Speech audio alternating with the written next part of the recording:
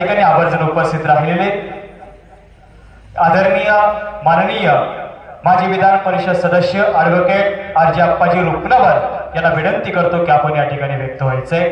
सन्माननीय आरजी अप्पा रुपनवर।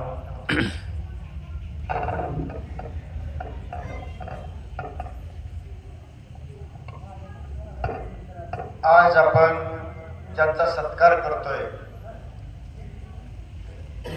खरं सत्कार नसून हे कौतुक आहे सुशांत नारायण चव्हाणचं।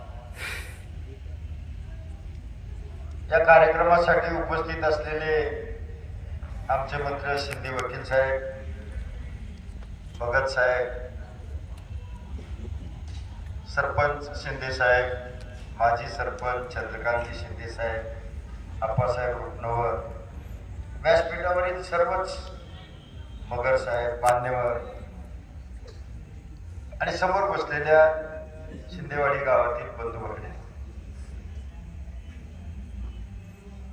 आपण आपल्यातला कोणी होत नाही असं म्हणतो आणि झाला तर कौतुक करत नाही आणि त्यामुळे पुढचं होत नाही।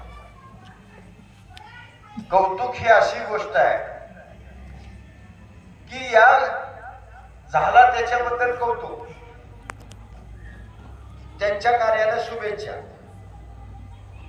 पण ही जी मुलं बसली ह्यांच्यात एक प्रेरणा निर्माण हो की आपणही सुशांत चव्हाण सारखं व्हायला पाहिजे। ही खरी या कार्यक्रमामागची मूळ उद्देश असतो।